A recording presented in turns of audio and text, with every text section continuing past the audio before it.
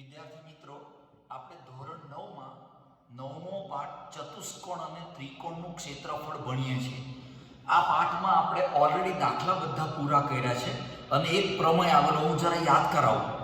એક જ પાયા પર બે સમાંતર રેખાની જોડ વચ્ચે બનતા બે સબાચક સમક્ષેત્ર હોય છે. આવો એક પ્રમેય આવેલો. ચાલો હવે બે મુદ્દાઓ સમજાવું, સાબિતી વગરના છે અને એ કન્સેપ્ટ છે અને એના ઉપર હવે સાબિતી સ્ટાર્ટ થશે.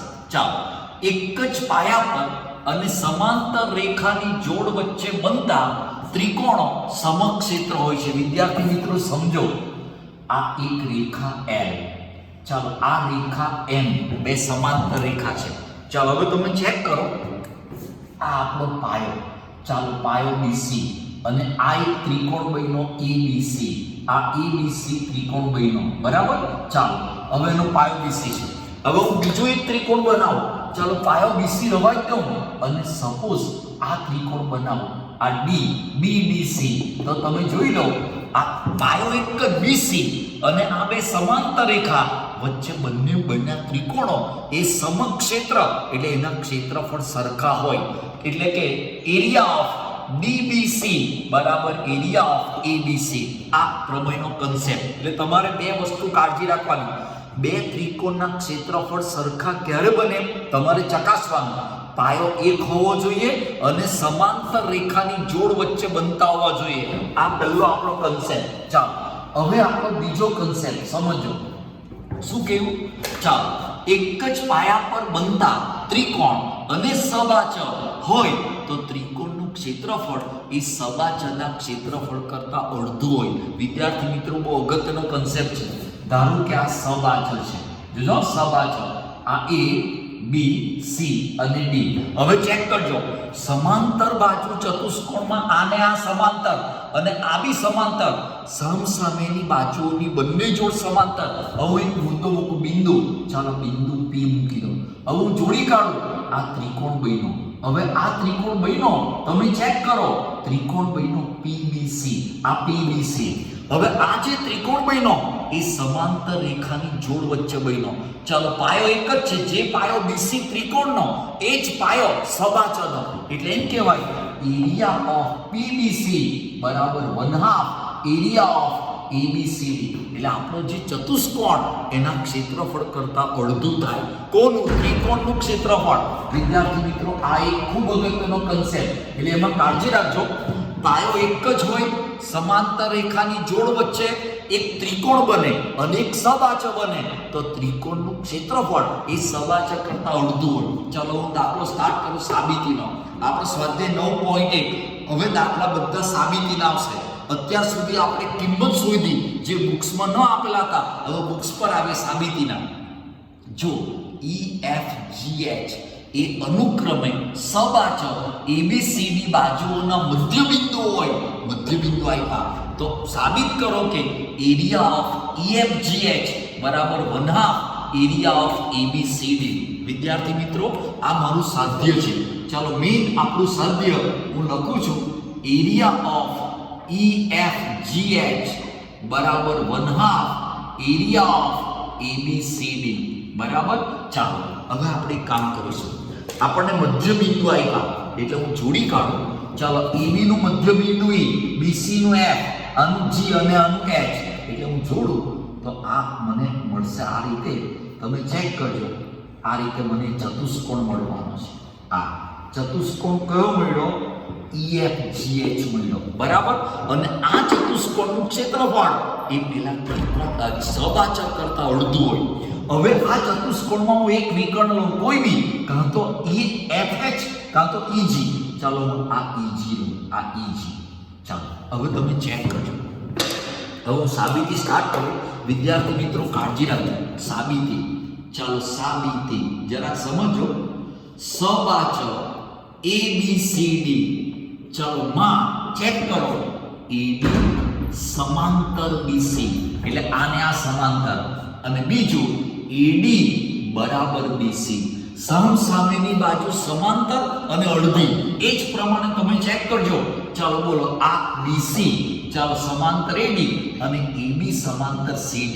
ચલો આ AB સમાંતર CD અને AB બરાબર CD સબાચો હોવાથી સમાંતર બાજુ ચતુષ્કોણની સામસામેની બાજુઓ સમાંતર અને એકરૂપ હોય. ચલો હું એક કામ કરું, આ મધ્ય બિંદુ છે એટલે આ AF આ AF, ચાલો બોલો AB કરતા અડધો એટલે AE આ AE બરાબર 1/2 AB 1/2 AB.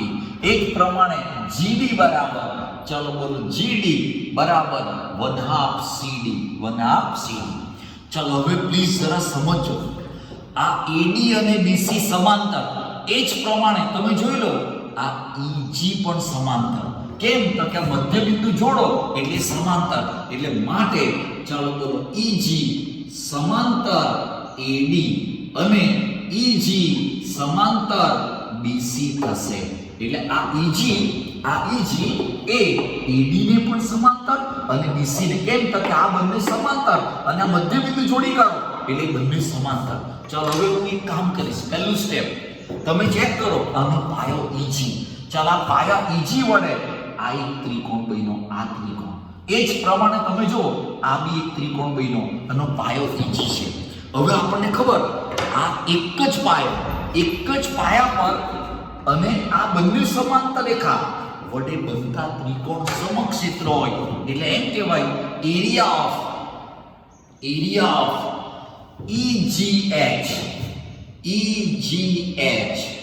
બરાબર એરિયા ઓફ EGF થવાનું બરાબર EGF થશે બરાબર. અને હું નંબર 1 આપું કે નિયમ, આ પાયો એક જ પાયા વડે બે ત્રિકોણ બન્યા અને બંને સમાંતર રેખા એટલે બંને ત્રિકોણ સમક્ષેત્ર હોય એટલે એના એરિયા ક્ષેત્ર પણ સરખા હોય. ચાલો હવે હું એક કામ કરું, પહેલું સ્ટેપ સમજો બરાબર. આ બંને ત્રિકોણ એકરૂપ લાવ્યા છે આપણા, રાઈટ. ચાલો હવે તમે જોજો, અત્યારે હું અડધો પોર્શન કાઢી નાખું, આ નથી એમ માનું તો ચતુષ્કોણ AEGD એ સબાચો થવાનો. ચાલો હવે ચતુષ્કોણ ચેક કરજો, AEGD એ સબાચો થશે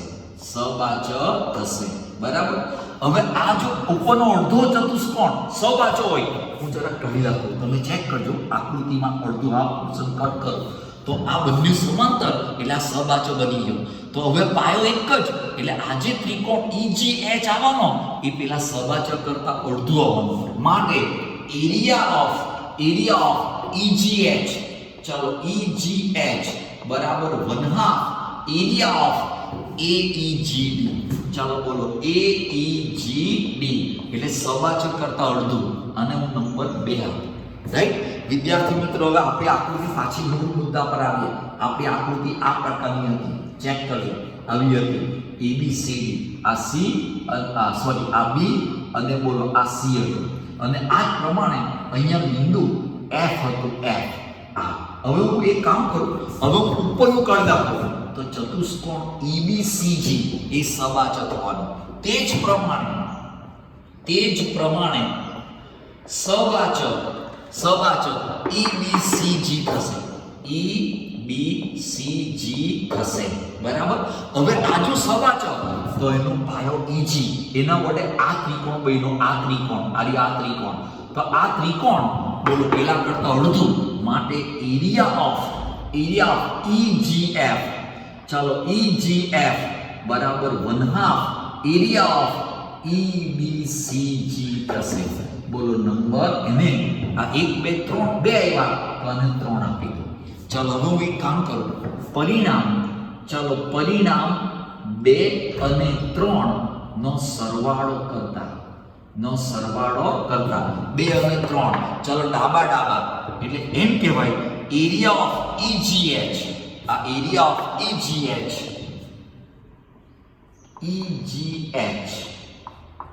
વત્તા ચાલો એરિયા ઓફ EGH એટલે EGF, એરિયા ઓફ EGF બરાબર 2 અને 3, આ નંબર 2 અને નંબર 3, 2 અને 3 નો સરવાળો બરાબર જવાબ.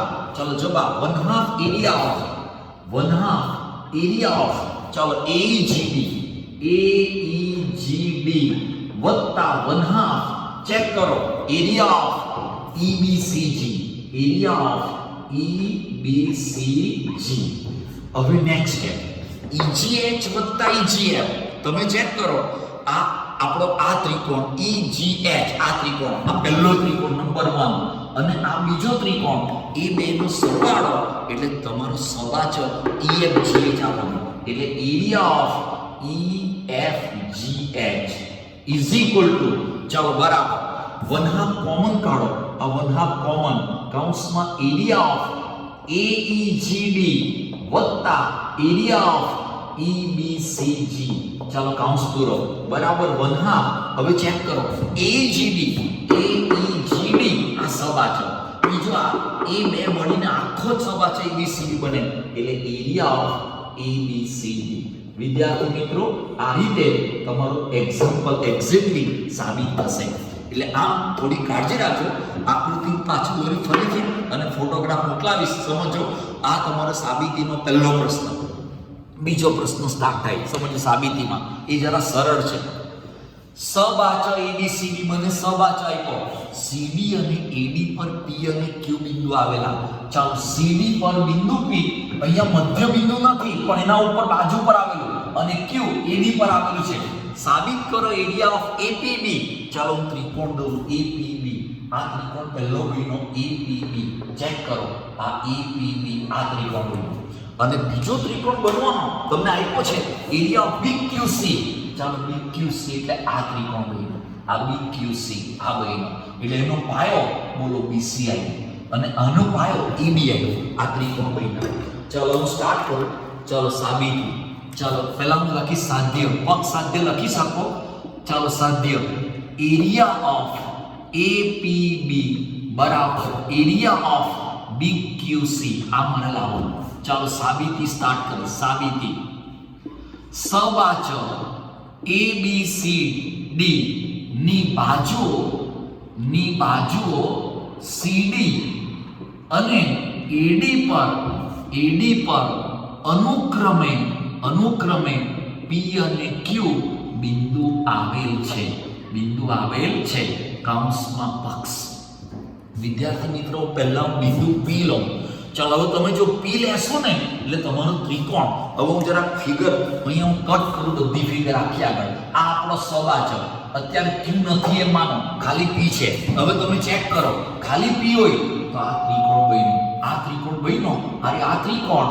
હવે એનો પાયો AB.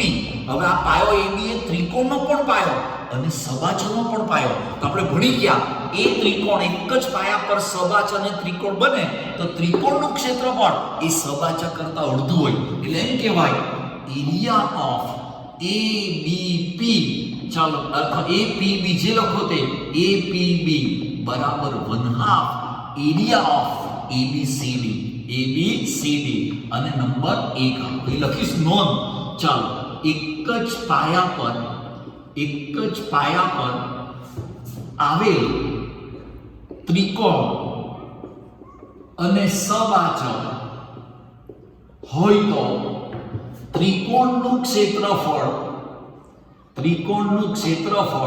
એ સબાચ કરતા અડધું હોય. આ નિયમ.